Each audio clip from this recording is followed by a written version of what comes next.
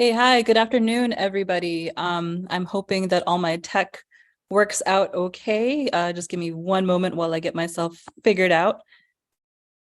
To the host, thank you for having me on. It's a pleasure and an honor to be here. Okay. To Sean, the slides are still working okay. You can only see the slide deck, correct? Looks good to me. Okay, great. Thank you. Alrighty. Here we go.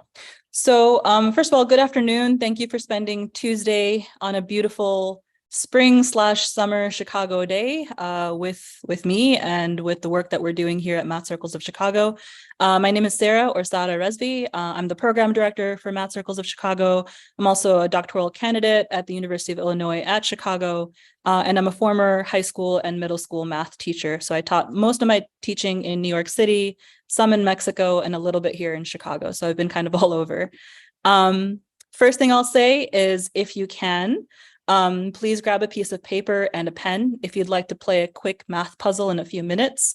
I know you might have been told maybe in the presentation that there would be no math, but I am a former high school math teacher. So you can take the educator out of the classroom, but you can't take the classroom out of the educator. So if you need a minute to go grab a pen or a pencil and a piece of paper to scribble, I welcome you to do so. You can also use your phone or tablet if that's easier. Okay, so the agenda for this afternoon, I'm not gonna talk too long. I'm hoping to finish at the 7:35 mark. We'll see if that actually happens. But well, I'm gonna talk a little bit about the values of our organization, what we do, what the heck is a math circle, and how is it different than a math classroom, how we make it work. So kind of looking under the hood and figuring out like what we do to make this very small staffed organization serve over 1,000 students in Chicago. And then last but not least, if we have time, I'd really like to close with almost a poetic tribute to my philosophy of education and how I and my colleagues think about mathematics as a place of learning, of creativity, of exploration, and most importantly, of joy. So here we go. So we, as I said, are the Math Circles of Chicago. I'm the program director for the org. We're the largest, it's been confirmed, we're the largest math circles in the country, with other organizations of similar scope located in places like Los Angeles, Boston, New York, etc. We focus on students in Chicagoland that come from historically underrepresented populations, such as girls, Black and Latinx students, and students of color more broadly. As you can see on the slide here, our mission is to create opportunities for all children across Chicago to develop a passion for math. And I'm being very clear here that we make this as an aspirational goal. We're always trying to be better about who's represented, who's not, how we're doing the work to ensure continued success in reaching the populations we want to serve. As I mentioned, we serve a community of over 1,000 children, and actually this year with the mini math fairs that we've been doing all across the city in conjunction with the Julia Robinson Math Festival, it's over 2,000 at this point. So there's a lot of really beautiful work that we're doing, and we're not doing it by ourselves. We're doing it with partnerships and communities all across Chicagoland and beyond. So it's not just us. As I mentioned, we're a small but mighty team. It's myself, Doug O'Rourke, the executive director of the Math Circle of Chicago, Amira Sanders, our assistant, and Michelle Harton, our program manager. So that's 4 people doing all of this and trying to make it work. But it's not just us. We teach and work with a community of over 100 teachers. Some of them are CPS teachers, some of them are charter or private school teachers. But they come from all walks of life, and they're anything from middle school and high school teachers to full-on math professors, graduate students, undergrads, and even high school students that we kind of invite to help work with the program, especially for our younger middle school student program. So a little bit about that. If you're wondering, we have what we call hubs. So these are programs all around the city that meet once every 2 weeks at places like Peyton High School, Lane Tech, Back of the Yards, etc., where a teacher comes in and students come in from all over the city to do a fun kind of session, exploratory session for about 75 minutes, exploring a cool math content, anything from topology to number theory to discrete math to complex analysis to what have you at the middle and high school level. So we get really excited about that. It's basically, our org is a bunch of really wonderful nerds getting together and figuring out how we can make topology accessible to like 12-year-olds, and it's really, really fun. So we have that program. We also have 30 after-school programs across the city as well. And that's partnering with teachers in CPS, working with their own students to do the same program content. So we have these lesson plans and we hand them off to teachers with some training and support, and they do that with their own students. And the reason for that, of course, is as the pandemic hit, a lot of the schools that we were working at were no longer accessible because of a lot of different reasons, but in particular, safety and contact tracing. So we had to kind of pivot, just like so many others had to do, and invite people to work with us in their own schools as well. We also work in community centers, homeless shelters, and other sister STEM programs all across the city. So again, our goal really is to ensure that no matter what income bracket, what socioeconomic bracket that you come from, what racial demographic that you come from, et cetera, you should have access to high quality, powerful, and exciting math. And that's for everybody. So we're really trying to figure that out on our end. Of course, it's a work in progress, but we are trying. So I'm going to pivot now to the very quick math puzzle that I want you to play with. Here we go. And I'm going to have to switch screens, so please bear with me while I do that. But this is called the triangle game, and it's pretty straightforward. We do this a lot in our Haynes programming. All of our programs are named after underrepresented mathematicians. So Euphemia Haynes was one of the first Black women to earn a PhD in math. And this is a lesson from that program level. So this is the triangle game, and the idea is pretty straightforward. You want to put numbers 1 through 6 all around this triangle somehow, such that, I don't know if you can see my arrow, the left leg of the triangle, the right leg of the triangle, and the bottom leg of the triangle all add up to the same number. So I'm going to look at my timer and give maybe 30, 45 seconds to see if you want to play with it. And it's going to be awkward because I can't actually see you, but give it a try and let's see what happens if you can come up with something. And it's okay if you don't, but I just want you to play with it. That's all. So please go ahead and do that. And I'm going to quickly see if I can stop my share here and move on to the Jamboard so you can see kind of what I'm talking about. For those who are still unclear about the rules. One moment. So if you get it, please have fun with it. If you don't, I'm about to demonstrate it on the Jamboard as well. If I can find my Jamboard. There we go. Okay. So just once more, for those of you who are unclear about the rule, here's my Jamboard. I'm just going to arbitrarily put these numbers in whatever way I think makes sense for right now. And I'm going to use my little laser pointer here, if you can see it.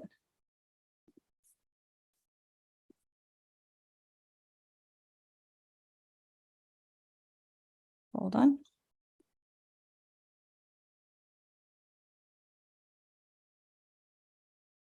So the right leg over here adds to, what is it? 8, right? No, I don't know. Yes, 8, thank you. 8 on the right, 11 on the left. And so of course I haven't won my triangle game. Unfortunately, it's very sad. It did not work out, but maybe you came up with the solution. And the point here is I'm not going to give the solution away. That's not the point.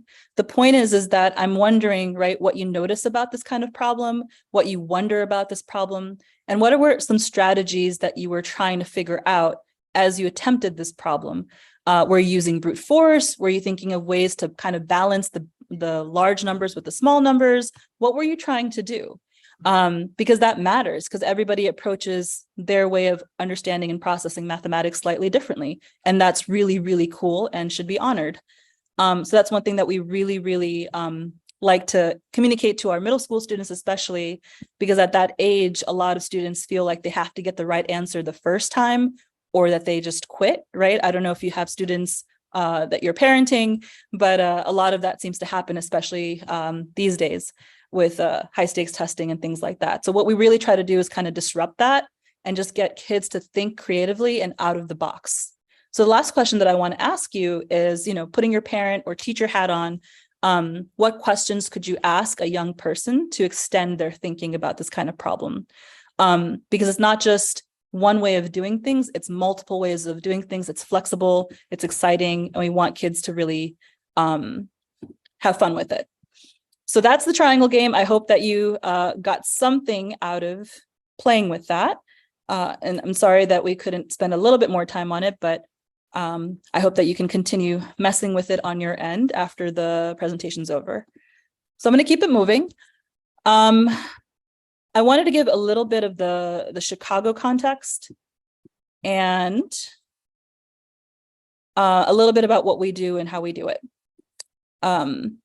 So we provide access all across the city. Those little red dots that you can see on the map there are either hub locations, i.e. the locations that we have once every 2 weeks, where teachers and students are coming from all over the city to kind of work together. And this is actually really exciting for us because, as maybe some of you are aware, Chicago is one of the most segregated cities in the country. And one way that we're trying to disrupt that segregation, that's de facto segregation at this point, is getting kids to interact with kids that they might not be familiar with in their own communities. And this is one way to kind of do that.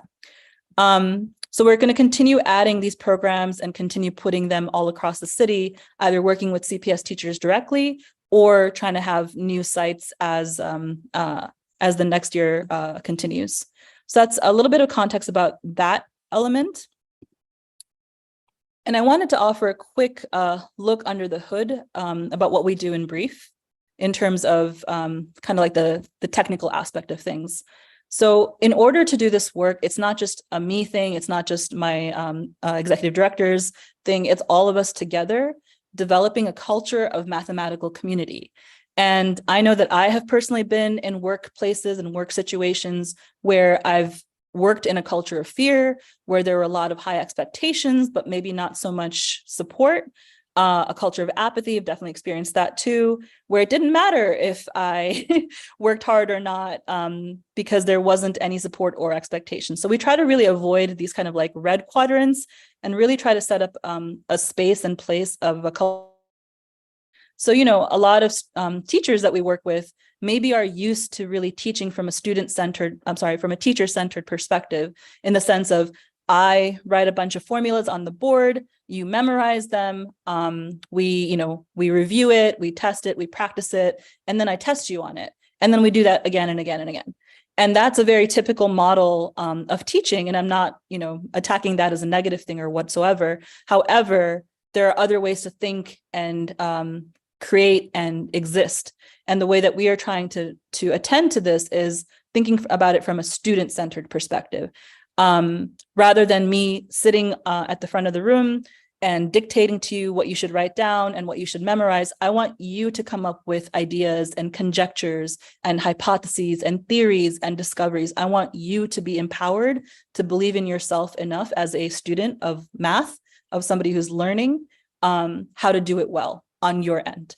So that's kind of what we try to do at the student level. But in order to do that, we have to work with our mathematical community who might not be familiar with that style of teaching, and to do so in a way that's supportive and welcoming and humanizing and kind.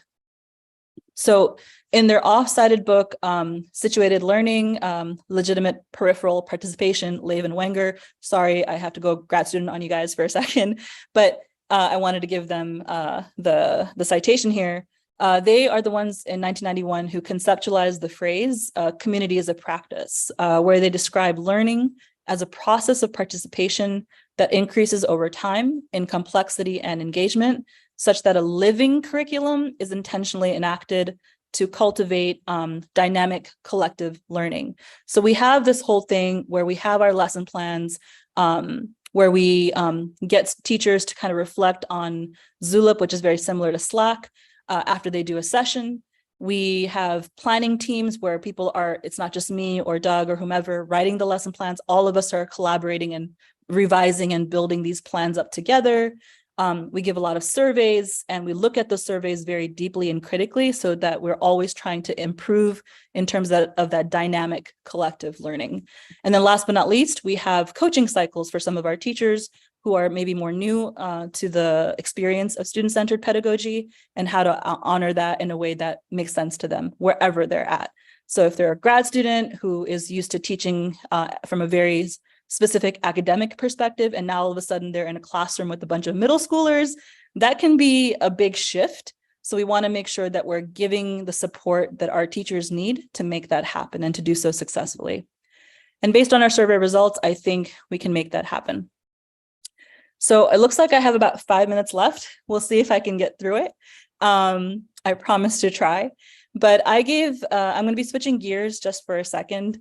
And this is meant, the next couple of slides is meant to be more of, how do you say, like an homage to how I personally think of teaching, and think of teaching mathematics, and think of teaching mathematics in community and in joy and in humanity with others and their work, especially with young people. So here we go. So if you've been following along, I'm going to take a deep breath because I get nervous sometimes. So I'm going to take 1, 2, 3, deep breath. And I want to start by honoring the fact that I am an immigrant to this country. I was born in Pakistan, came here to Chicago when I was very young. And that's a picture of me and my grandmother learning how to count in English. English is not my first language. So we were both here together working through learning and education and being surrounded by all sorts of things that neither of us understood. And this picture is really important to me because it's a reminder that our first teachers are not the ones we meet in school. Our first teachers are typically our caregivers, our family members, our grandmothers, our uncles, our siblings, our abuelos, whatever, right? That those people have an impact about how we think about the world. And so I wanted to take the time to honor that this evening for my grandmother. So when I think about what we do, Grace Lee Boggs comes to mind. And if you're not familiar with her story, she's an amazing human being, scholar, activist, very, very important in the history of education and civil rights. So I always think about the fact that we contain multitudes, and Grace Lee Boggs reminds us that history is not the past, but what we say about the past. And so one thing that's really important to me as someone who grew up as an immigrant, who had parents who were immigrants, who did not speak English, there's a lot of different ways that I think of myself as a South Asian person, right? But here's my question for you all, right? What stories have we told about math and who belongs to it that still prevail today? And what stories continue to exist about those, about who belongs and who doesn't? I want to be very clear, math is not neutral. It never has been, despite the stories told about its perceived objectivity. So what is society saying about who belongs in math today, in classroom space today, and even in bathrooms today? What is society saying about who belongs and who needs to continue to exist on the periphery? So when I am teaching a math circle lesson or teaching in the classroom, as I did a few years ago, I'm aware of one very important and specific truth, which is that half the curriculum walks in the room with our students. I don't create a curriculum that I deliver upon students. We co-create it together. So the next few minutes that I have remaining is my homage to them and what their brilliance teaches me. So there are 2 quotes that I keep close to my heart and revisit before I begin teaching a math lesson. I don't always say them, sometimes in my head, but they're always present in my actions and choices. And the first quote is from one of my very favorite scholars, Dr. Asa Hilliard III. And he writes, "I have never encountered any children in any group who are not geniuses. There is no mystery on how to teach them. The first thing you do is treat them like human beings. And the second thing you do is you love them." And the second quote by Paulo Freire, he was a Brazilian activist and educator in the 70s specifically. He's over here reflecting on on the concept of teaching as being an artist and an educator. So the second quote that I keep close to my heart is, what the educator does in teaching is to make it possible for the students to become themselves. So for me, as a Math Circles of Chicago program director, as a former teacher, I really think about this a lot, that teaching work is care work, is community work, is justice work, is democracy at work. Both enhance my understanding in every interaction I continue to have with a child on a learning journey. My students are still unfurling, they are still growing and finding their own places in the sun. And if I pause and reflect for more than a minute, so am I. So when I teach, I'm in the forever nebulous terrain of learning, of wandering and wondering with my students. You might be familiar with this, but once upon a time, Robert Frost wrote a poem, two roads diverged in a yellow wood, and sorry, I could not travel both. And he goes on to wonder about which pathway to choose. Be one traveler long I stood. And for me, when I teach math, two roads diverged in a wood, and I took the one less traveled by, and that has made all the difference. So for me, a question that I ask about the kind of lesson plans that I help write, that I help prepare, is what mathematical roads are worthy of travel, are worthy of student inquiry. Math is not a well-trodden road on which we set children to carefully and delicately follow. It is in the wildness of things we find possibilities for the most joy. So what are we doing to make that happen? Math is a finding, it is a gleaning. My job as gardener and planter is to allow for the magic of possibilities to bloom. What if we trusted children to lead the way? Here, juicy berries burst delicately upon the tongue. There, look, a potential pathway, but mostly my job is to whisper softly, observe. Look at the way the red cardinal flies. What do you find beautiful about it? And for the most part, whenever I do explorations in math, I could not have found this pathway without you. My students help us understand ways of thinking and reasoning that I could never have come up with on my own. So my job is to make the mundane sacred. There is a kind of whispered beauty in exploration and all adventures alike, the delight of a first geometric construction or the 100th. But unfortunately, the adventure has changed now. We are in a new portal, in a new time of pandemics and climate crises and school shootings, along with other horrible things happening in our world. So trekking across an anxious realm together is challenging. The world, which has not been safe or kind for so many already, has become even more precarious. An axis tilted ever further to its side, we who seek balance are spinning off kilter. So within this topsy-turvy landscape, some questions must be prepared for and planned for. And these are questions that I ask myself every time I teach students, and I expect other people in our community to ask similarly. Number one, how do I care for you as you explore? How do I demonstrate that care with kindness, with patience, and with grace? And how do I hold my hands as footholds upon which you clamber to make your own way? These are not quantifiable questions. They cannot be measured by standardized testing. They cannot be tied to funding. They cannot be visualized in sterilized graphs by those who have never set foot in an educational space, and yet they matter just the same. And that is my talk. Thank you.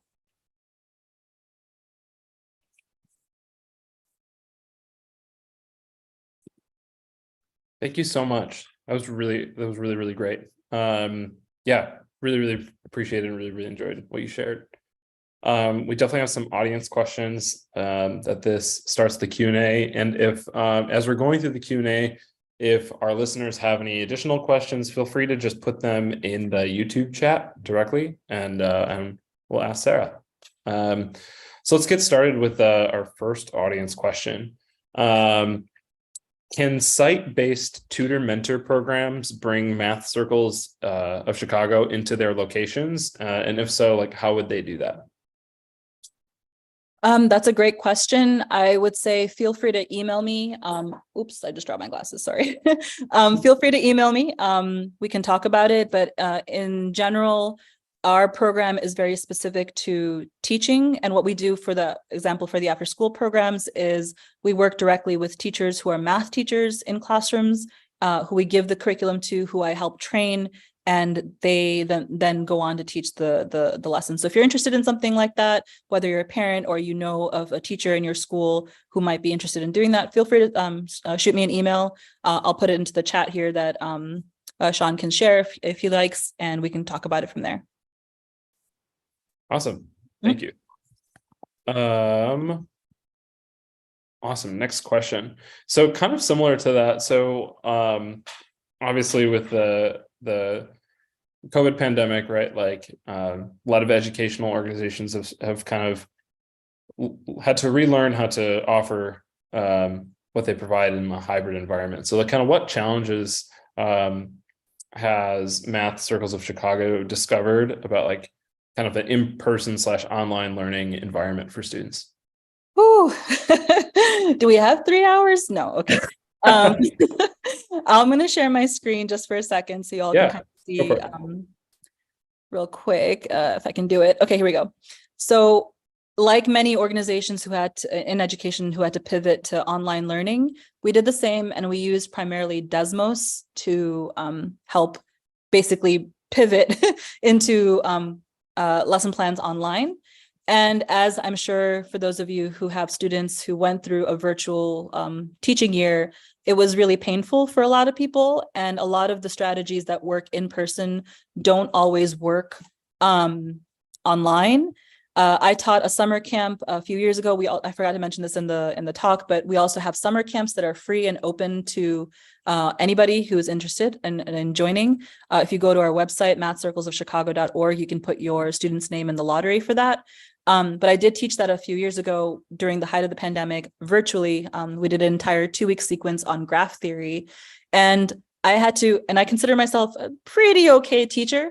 And I had to pull out all the stops to make it work. So that meant like really jazzing it up on the Zoom screen, really getting kids to unmute or put their video on for a second, just to show me their like little star shapes or whatever. I think you saw that in my session. That was one of the students who was like showing her polyhedra that she was building, but then she immediately turned the video camera back off. So it was that like kind of pulling teeth for the first couple of days, but then you kind of get into the hang of it. But it's so important because the way that our sessions are written, it's meant to be collaborative. It's meant to be kids talking to kids and not teacher talking to kid. So we were really trying to build that into our sessions.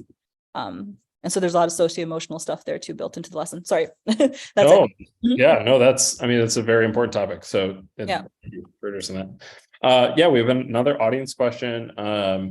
Are there examples of ways the curriculum or your approach has changed over time? And it's kind of a second question, what are some lessons learned from doing this for a while? So can you repeat the first question again, please? Yeah, totally. Yeah, I'll separate them. So are there examples of ways that the curriculum or your approach has changed over time? Yes and no. I think that we're a lot more intentional about our work. And the fact of the matter is that, as I mentioned, lessons and people are dynamic. So what worked as a lesson plan 2 years ago doesn't work sometimes now, right? So that's where that iterative kind of cycle comes in of like, hey, we taught this 2 years because we're on a 2-year curriculum cycle. So if you taught the first year, you don't teach that same lesson until a year later, right?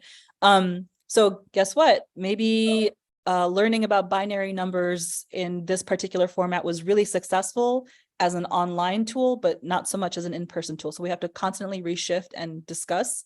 And so I think the biggest lesson learned from all of that, I think that was the second question, was that just knowing who your teachers are, knowing that community of teaching and learning are like they're dialectical, like one speaks to the other. So if I'm a teacher, I'm also a learner. And if I'm a learner, I'm also a teacher. And I have to be honestly constantly aware of both. And that's easier said than done when you have 100 teachers working with you. So our Slack equivalent channel can get pretty complicated sometimes, but that's something that we're trying to constantly be aware of, that I can't do this without other people, and having to know other people is 75% of the battle. Yeah, I very much appreciate that. I used to be I'm a former music teacher, so I very much appreciate the learning from learning from others and learning from your students and always iterating. It's always got to change. So thank you. I mean, I actually appreciate that analogy because like that's what it seems like sometimes that I'm like directing an orchestra. Yes. Yeah. And I don't actually know how to direct it properly, but it's like, wait, something's out of whack. Let's go back and fix that. But I don't know how to tune it, so somebody else has to. Yeah. We work together. Yeah. Most of the times they can figure it out on their own, but you definitely got to give the direction. So I appreciate Yes, sir. Another audience question. Which math topics do kids like the most? They like anything hands-on. So if it involves sidewalk chalk, it doesn't matter what the math is because they just really like sidewalk chalk, right? If it involves Play-Doh, it doesn't matter what the math is. They really like that kinesthetic element. But in terms of like the actual lessons that have meant that have made an impact, there's, I think, anything that's building or kind of like putting up a polyhedra together or doing something geometric or some sort of construction is always a hit. And then secondly, I am very invested in civics-based mathematics or social justice-based mathematics, and they're not always the same thing. So for example, in our 8th grade strand, we have a couple of lessons that are built around really thinking about Chicago and social justice. So for example, how does geometry explain and help us understand gerrymandering? How does understanding what a Voronoi diagram, which is a very specific kind of cell diagram, help us understand where school closures have hit in the city of Chicago and why that's been disproportionately impacting Black and Brown communities in Chicagoland. So for those kinds of lessons, those have really hit because students are very aware of the world around them. And sometimes I think adults do them a disservice by thinking that they're not aware. And the fact of the matter is they are very aware of what's going on. And we disenfranchise and do a disservice when we pretend that they're not paying attention to what's going on in the world. So those lessons have been really, really impactful. We always get a lot of good survey results on that front as well. Well, it sounds like you have another Chi Hack Night talk ready to, because those projects sound really interesting, and I would love to. Oh, I would love for the community to just do a lesson with me. Like we could just do a math lesson together. Yeah. That would be great. Yeah. That would make my night. Yeah, that sounds great. Yeah. Kind of a similar from the same audience member, also kind of asked on the flip side, what topics do students kind of struggle with finding, some like connection to? It's not so much the topic, it's the something that's more like, I guess, number based, I think is sometimes hard. Or if there's a lot of like little parameters or rules, like, so for example, that triangle game I gave you, that took maybe less than 30 seconds to explain how to do it, right? Whereas other problems and situations that we give to the kids sometimes are a bit more complicated to understand. And what's really interesting actually is that because we don't test for kids to come in, there's no gatekeeping in terms of like, you have to have this score to be a math circle student. No, there's none of that. So we attract all sorts of students. And what's interesting is that the students who are traditionally very good at math in school settings tend to sometimes give up faster, right? Because they're so used to getting it right the first time that they're shook when they actually have to struggle. And whereas the kids who sometimes struggle in classes, when they get to a problem that's more open-ended, they tend to be more flexible about it and not just give up or shut down the first time. So it's actually really a fascinating like phenomena to observe. And it's something that we're thinking about in terms of like how to approach that in terms of a growth mindset and thinking about getting kids to understand that math is not like a right answer. It's a journey, not a destination. And getting kids to really engage in the fact that they're here to learn and play and not just get an answer. Because I don't frankly care if you get the answer. I care that you learn from one another. That's great. I love that like math isn't necessarily an answer. It's about the journey and the path that you take to get there. Right. Yeah. So I love that. Kind of piggybacking off of what you just shared, do you know like what kind of students like tend to come? Is it students who are like really interested in learning math? Is it students who maybe like parents feel like, oh, they really need some additional support, kind of all of the above? So again, I want to be clear that the program is meant to be an enrichment program. So it's anybody who has an interest in math. And I think that's been a struggle for us. And I'm being very like honest about it, because some parents or family members seem to think sometimes that it's like a tutoring program, and it's not. But at the same time, it's a way to get kids to connect to learning for the sake of learning. And for the people in the community, you might smile at this, but we're working with teenagers. Have you met a teenager? So sometimes it's challenging for them to admit that they're there because they like it, but oftentimes it's because their parents kind of like, you know, invited them with a lot of intensity, I'll say, to attend the first couple of sessions. But then once they're there and they see, wait a minute, I'm, you know, connecting with other people that don't look like me, that don't like, that go to different schools than me. Yeah, that's kind of cool. So there's this like social element that they also really enjoy. So there's kind of like both things happening simultaneously. Yeah. Awesome. Just a little, yeah, teenagers. Teenagers.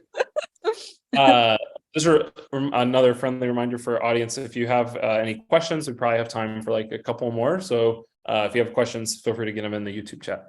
Another question, I won't put you in the hot seat and ask you why is there a need for this, but like, yeah, I know there's a lot of different organizations in Chicago that are like kind of similar mission to yours, where it's like where there's People's School of Music, where it's like music enrichment for CPS schools, or there's like a organization close to us too called Code Your Dreams, right, which is like tech education enrichment for like CPS students, and now math circles, which is very exciting.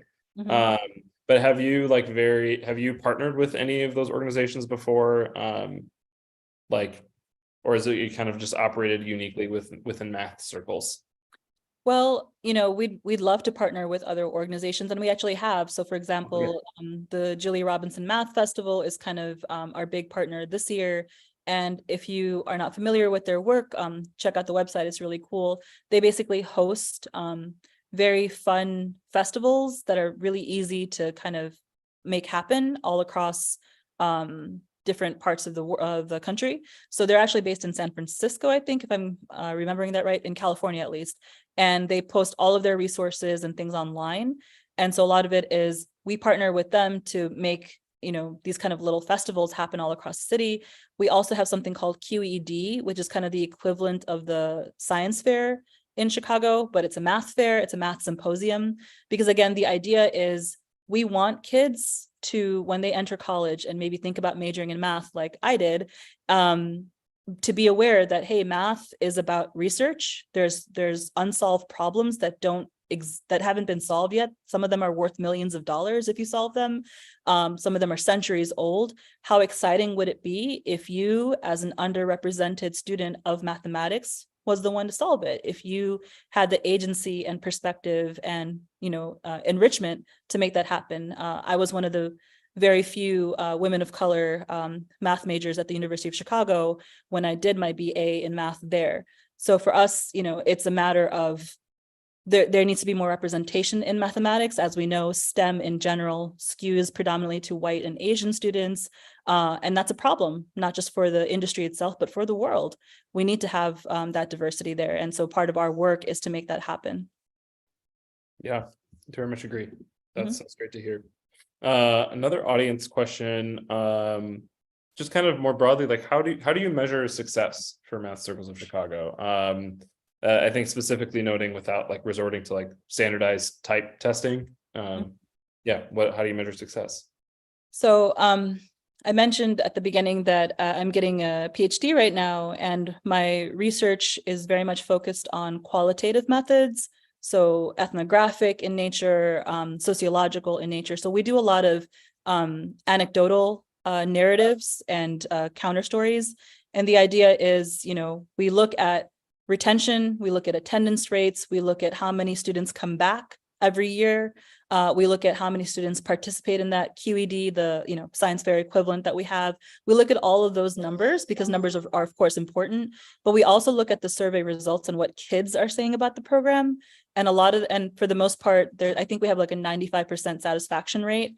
And that's not easy to do with the amount of students that we serve. We also have teacher surveys as well, and almost all of our teachers come back to teach again the following year, even though we all know that teachers have way too much on their plates that society puts on them, but still many of our teachers do come back unless they like move out of town or find a different job or whatever. But this is something that we take very close to heart, that it's about retention. It's about the fact that kids are enjoying it. It's about the fact that they're telling us that they're enjoying it. And it's also about the fact that, for kids, what's the biggest draw? Well, I want to hang out with my friends. So we have students actually forcing their friends to come to math circles because that's how fun it is. So to me, that's a big like success story right there, more than any arbitrary test score that we could get. And we do have access to CPS test results. But as we know that can also be critiqued as well. So yeah, absolutely. That's a great question. That's a really great question.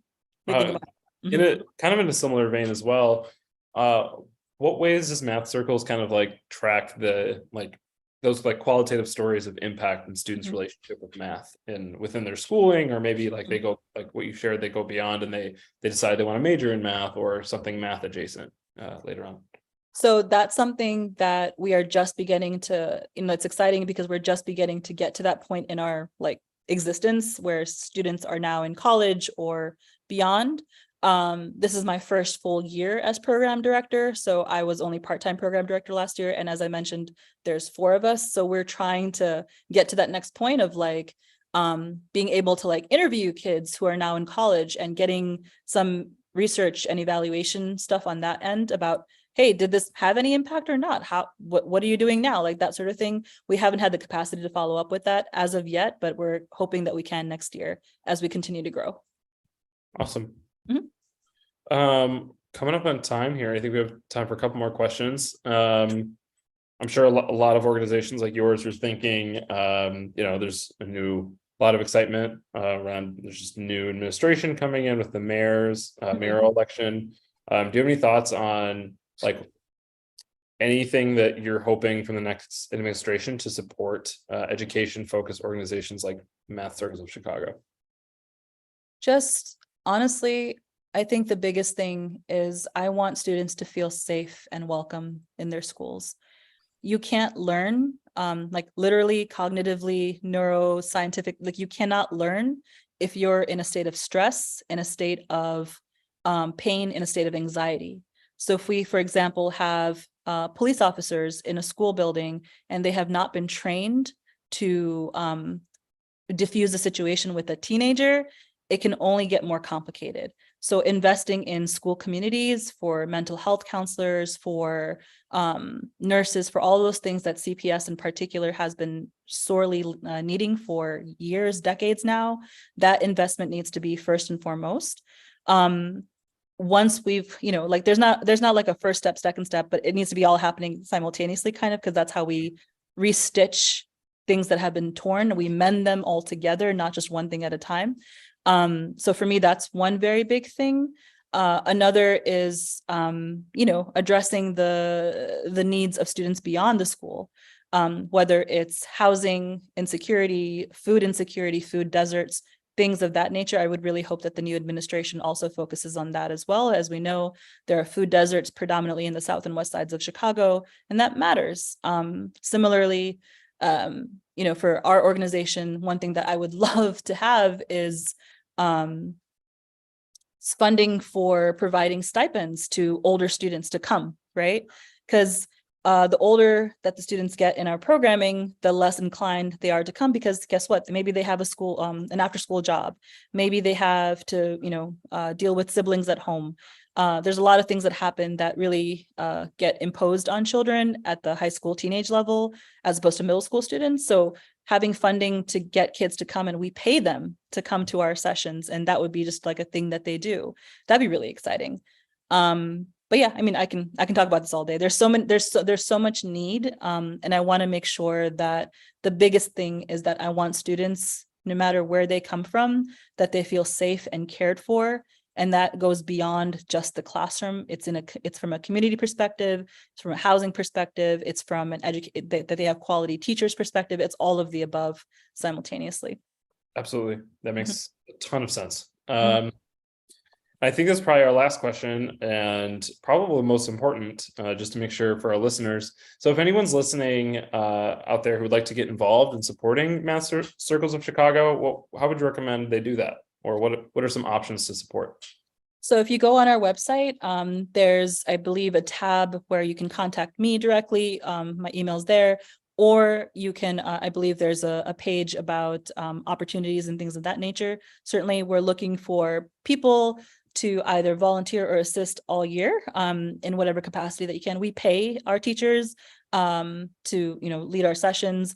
But, if you're looking for options to help partner up, we have summer camps coming up. We have a couple of festivals coming up. We have all sorts of exciting things coming up. So, email me or email Doug. We'll get you on the newsletter. We send one out every month, and there's always opportunities there as well. But that would be wonderful if you are excited about what I talked about this evening. We'd love to have you look into it. That'd be great. Awesome. Well, that's all the questions we have tonight. Thank you again so much. This was fantastic having you for the past hour. Yeah. So there's one last piece that I have to do that I didn't tell you about. I have to say a phrase to kind of send us off into the evening. And I think, yes, thank you. Reminder for everybody, feel free to hop into the post-presentation breakout group. Should be starting momentarily. It's at that link there. And without further ado, go forth and hack. Bye, everybody. Bye, everybody. Bye. Take care.